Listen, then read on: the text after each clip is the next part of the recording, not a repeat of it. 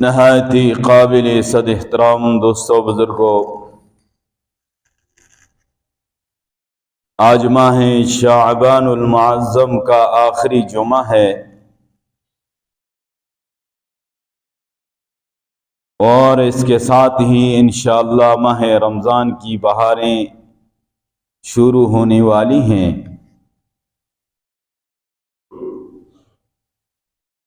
جو کہ رحمتوں اور برکتوں والا مہینہ ہے۔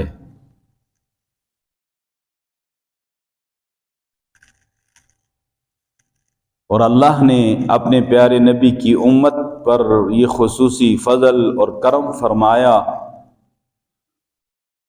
کہ اس امت کو ماہ رمضان کی یہ برکتیں سعادتیں نصیب کی ہیں، جس میں لیلۃ القدر ہے جو 1000 مہینوں سے افضل ہے، جس میں اللہ کا قرآن نازل ہوا ہے،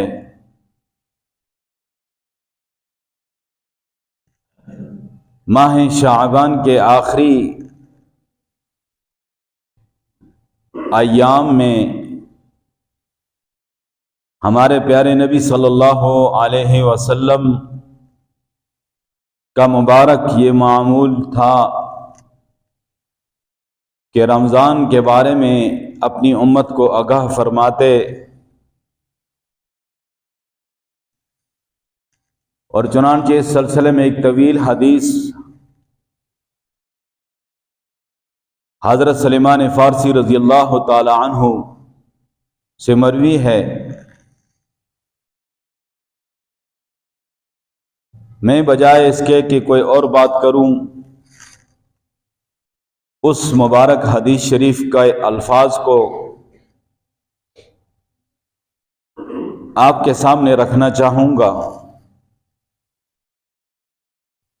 کہ ہمارے آقا حضرت محمد صلی اللہ علیہ وسلم نے ماہ رمضان کی کتنی فضیلتوں اور عظمتوں کو بیان فرمایا اور امت کو تیار فرمایا۔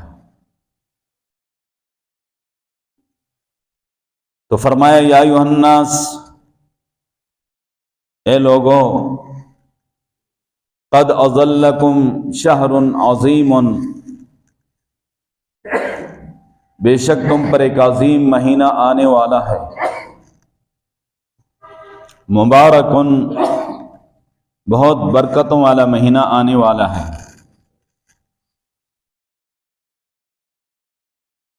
شہر فیہ لیلۃ خیر من الف شہر،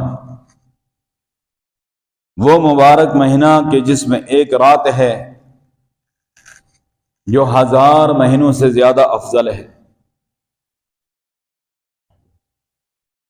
جعل اللہ صیامہ فریضۃ، اللہ نے اس ماہ مبارک کے روزوں کو فرض فرمایا ہے، وقیام لیلہ تطوعا، اور اس ماہ مبارک میں رات کے قیام کو عظیم اجر اور ثواب کا ذریعہ بنایا ہے۔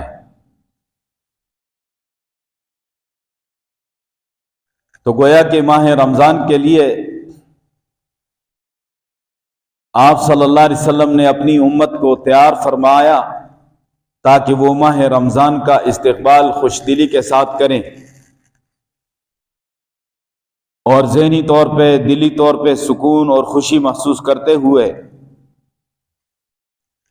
ماہ رمضان کی تیاری کریں۔ مزید فرمایا کہ اس ماہ مبارک میں کوئی شخص اگر ایک نفلی عبادت کرتا ہے اسے فرضوں کے برابر ثواب ملتا ہے، اور جو شخص اس ماہ مبارک میں ایک فرض ادا کرتا ہے اس کو 70 فرضوں کے برابر ثواب ملتا ہے۔ اور فرمایا کہ یہ صبر کا مہینہ ہے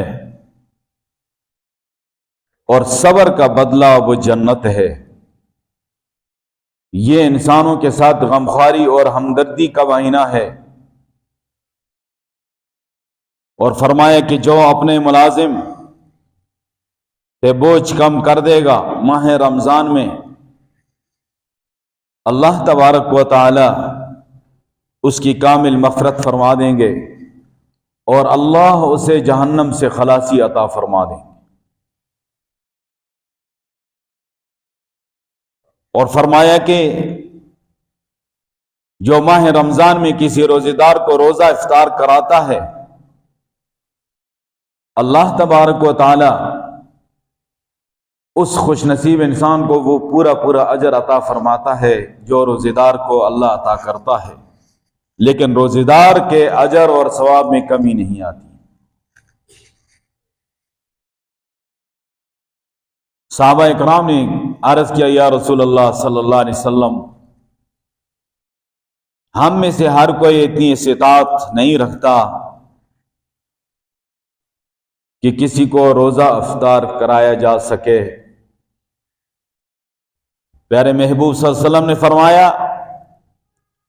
روزہ افطار کرانے سے مراد یہ ہے کہ آپ ایک کھجور سے کسی کو روزہ افطار کرا دو، پانی کا ایک گھونٹ کسی کو پلا کر روزہ افطار کرا دو، لسی کا ایک گھونٹ کسی کو پلا کر روزہ افطار کرا دو، تمہیں تب بھی ثواب ملے گا۔